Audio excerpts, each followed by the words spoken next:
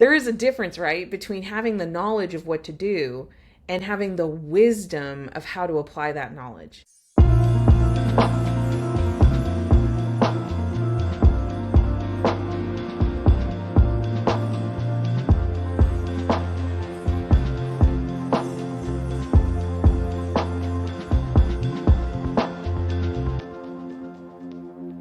Hey, Amanda here, and I want to talk to you about how to recover when you are having sales conversations and it doesn't go to plan.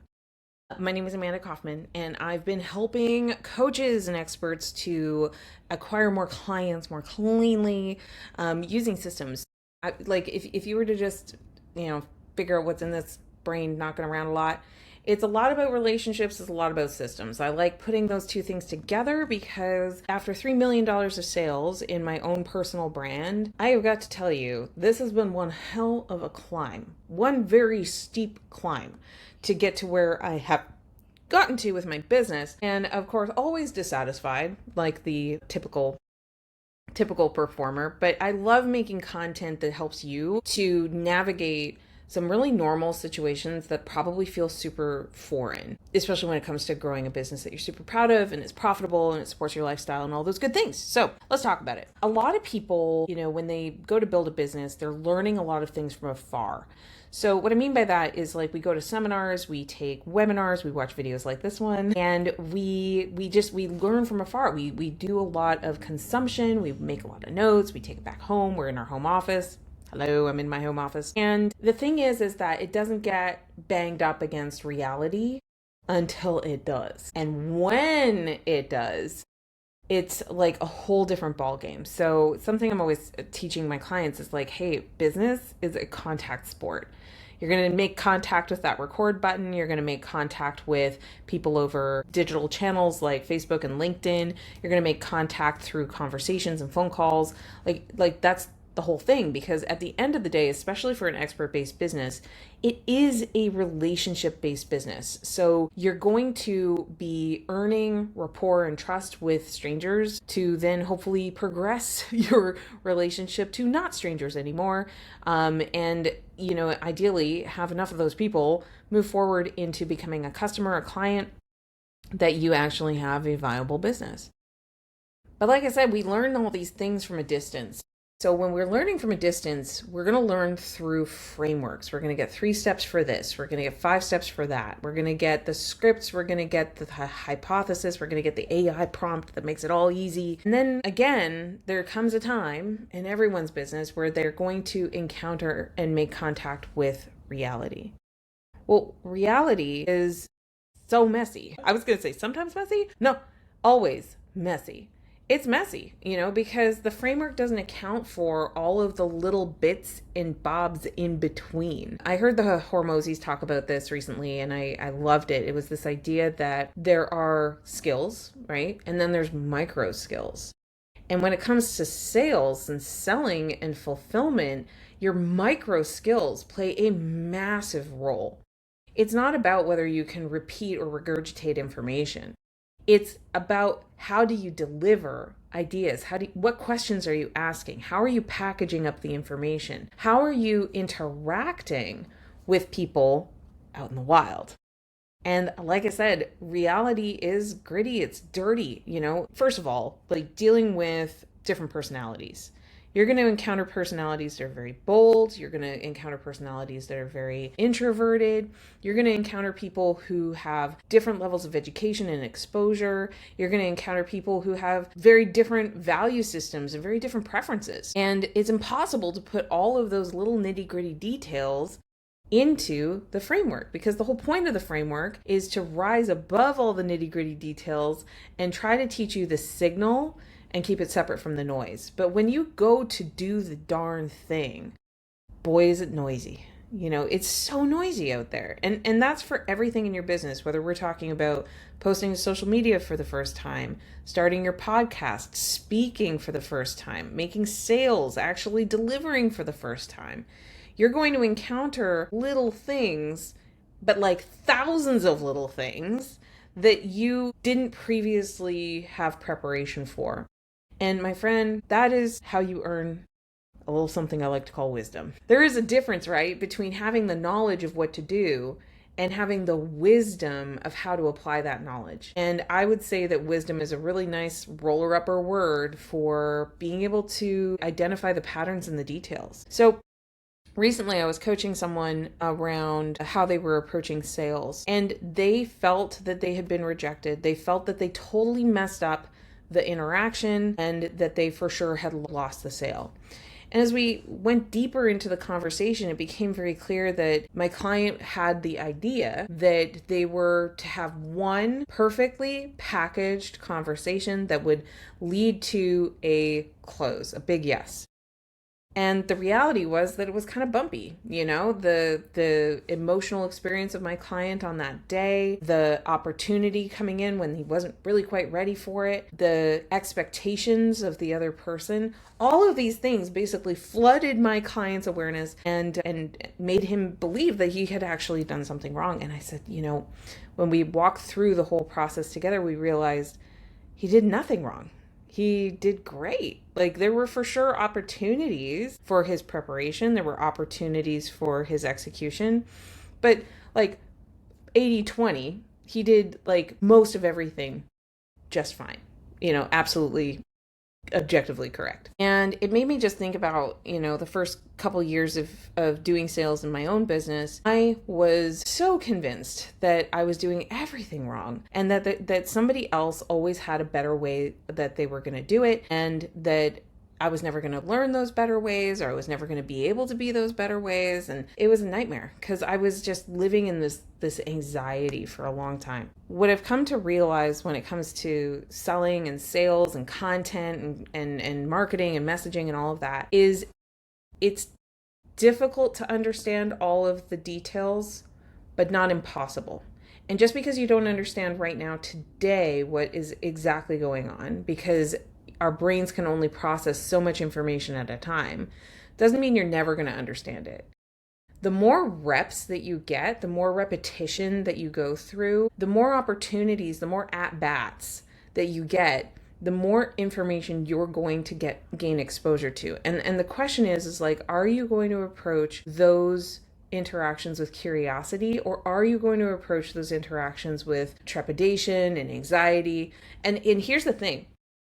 This is wild. But if your emotional experience that you're having is really ratcheted up, it's really anxious, it's really, fight, flight, or freezy, your ability to remain calm and to see the situation for what it is starts to disappear, because your brain starts going for like, what's dangerous about this situation. And if you're somebody who's really committed to high performance and high achievement, I guarantee you're going to find things that you could do better. Like this very video, I was like compelled, I'm going to start talking, I'm going to go for the thing. I hit record and I'm like, shoot, I don't have makeup on, And like, there's a part of me that is like, you got to stop doing that, girl. I mean, like, you look a little tired. You look a little 41.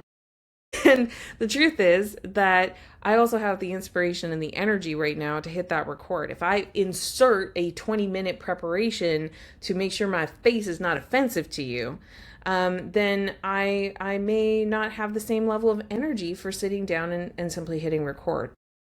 So I share all of this with you because your brain is going to pull in all these data points, and especially if you find yourself on social media a lot or using AI a lot in a given day, there's only so much your brain is going to be able to actually absorb in terms of that data and that information.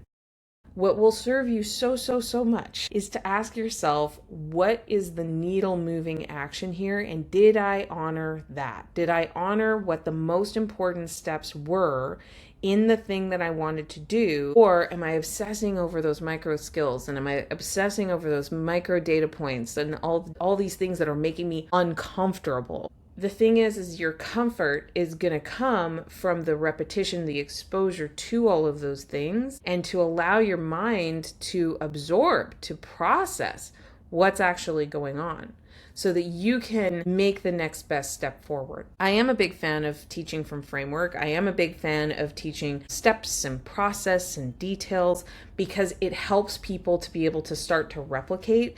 And then once you can accurately replicate, then you can start to expand your understanding and gain your own wisdom about how things are supposed to go.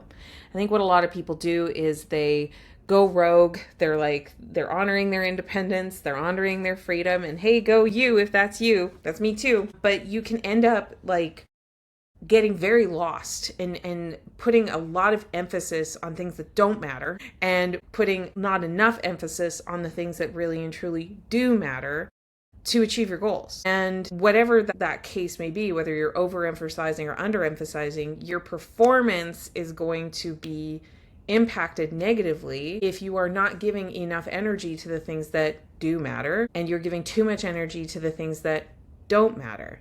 Now, here's the real trick about this whole mattering thing. What matters to you? This is really a values question. What do you value? So coming back to like the experience of like, hey, I think I messed up that interaction. I messed up that sales call. I messed up that follow-up. I messed up that follow-through. I said the wrong thing. I was dumb. I didn't prepare the way that I could have prepared. The recognition of all those data points is really, really powerful, but it's what you do with it that really matters. If you're recognizing all of those mistakes, all those issues, those missteps, but you're not adjusting your behavior, you're not adjusting your actions or decisions that you're making as a result of that recognition, you may be engaged in a self-punishment cycle. And I see this a lot. I see a lot of people, like when they finally make contact with their prospect or somebody who's interested in testing out the business or something like that, because we're on such high alert of like, oh my God, what if I fail? It can lead you to not recognizing where you are succeeding and where you are doing the requisite thing. And if you aren't careful, it's that panic and the freak out that's going to be the thing that stops you from progressing, apart from anything else. You know, there is no one single right answer for how to be successful, but there very much is a pattern to business. There's a pattern to the workflows and the activities that you do that are more likely to achieve the result. And if one of your patterns is to kind of say like, I can't do this, or I'm freaking out, then that's a pattern worth addressing. Because if we can have a different response, if we can recognize that we're not afraid, we're simply uncomfortable, and if we can explore like, like what's making this uncomfortable? Well, it's uncomfortable because I've never had this conversation before. It's uncomfortable because no one's ever actually told me no before. It's uncomfortable because no one's criticized my work before, right? Being a business owner is wild because like the more that you really put yourself out there, especially with a personal brand, the more you realize that people don't understand the risk that you're taking with doing it. And the more you realize that there's a lot of bored people that will say some pretty harsh things, and they're going to do it because they are bored. And you've put your content out there to be reacted to. And when you realize like, oh, like that individual is commenting on your thing because they really don't have a lot else going on, you start feeling far more permission to like publish and to put things out there because you just accept the reality that like some people aren't going to like it, and some people are going to have a problem with it, and some people are going to, you know, wish that you did something else differently. And it's like, yeah, okay, right? And when it comes to the sales conversation, people will shop for things that they want, but they don't believe they can have all the time. It doesn't mean that you screwed up the sales conversation. It means that they were curious, they were interested. And by the way, if you don't have a process for how to sell, you're going to learn the process that everybody uses to not buy, right? Because you've probably heard like people shop, but people don't buy like all the time. You do it. I do it, right? We explore possibilities before we make commitments to those possibilities. And so if someone is saying no in a sales call and you feel bad because you're like, oh my God, I wasted my time, or oh my God, I wasted their time, or oh my God, I suck at sales. Like if that's your narrative, then you're going to feel pretty heavy and sad about building a business. Because the truth is, that people do shop. And, if you don't have any kind of filtering that happens before the consult, where you offer marketing, that you let people see what you're about, that you let people hear your perspectives on things. If you don't have content that does that, then yeah, you're going to get a lot of people who are like curious, and they're going to have to find out all that information from you personally, because you've built a business that is 100% based on your connected conversations with people. You haven't architected a marketing experience that answers a lot of the questions that someone might have, so then they need to speak to you in order to make a decision about buying. Okay, so I think what I was really wanting to say here is sales is a skill, marketing is a skill, emotional regulation is a skill, identifying something that's truly valuable to another person is a skill. And so therefore, successful business ownership is really about developing and building the skills that are going to allow you to do it. Don't take every action you take so seriously as to mean something about who you are, or mean something about your future, or mean something about your intelligence, or whatever the story is that you're telling yourself about the results that you're getting. Because business is really and truly, it's black and white. It's steps that people take and don't take, and it's the frequency with which they take it or don't take it. And your proficiency as a business owner is predicated on your ability to understand the causes, the effects, and to make decisions that improve the likelihood of your success. And of course, the struggle is guaranteed, but your success is not. And I think that that's one of the scariest, hardest things about, I was going to say entrepreneurship, but I gotta tell you, that's life. That's life too. Because even if you're remaining in a job situation, look at the disruption that's being caused by AI. No one is safe indefinitely in life, period. So then the question becomes, if you're walking this earth, would you like to feel like you're at the effect of the rug being yanked out from under you, or would you like to keep improving those skills and keep approaching with curiosity and keep developing yourself and keep developing how you grow? To me, it's like a quality of life question. I personally feel a whole lot better cultivating skill set and learning from actions, from mistakes, from those around me and what's going on. I would rather stay fully engaged, because the opposite is very depressing. All right, so keep going, keep sparking conversations, keep having connections with people, stop taking things so personally, stop moving so slowly, and keep going. You've got this. And if you want my help, make sure you check out the links around this video. I run a group program called the Experts Network. It's a community for experts and coaches who are ready to stop hacking at this business thing. They're ready to go pro. They want to have a great offer. They want to have great content. They want to have great connection. They want to build great communities, and they want to do it all to have a sense of independence and freedom in their own lives. So send me the word expert on Instagram, or click around this video and you can go check that out if you're ready to talk about that. And if you're not, well, watch this other video. We'll see you soon.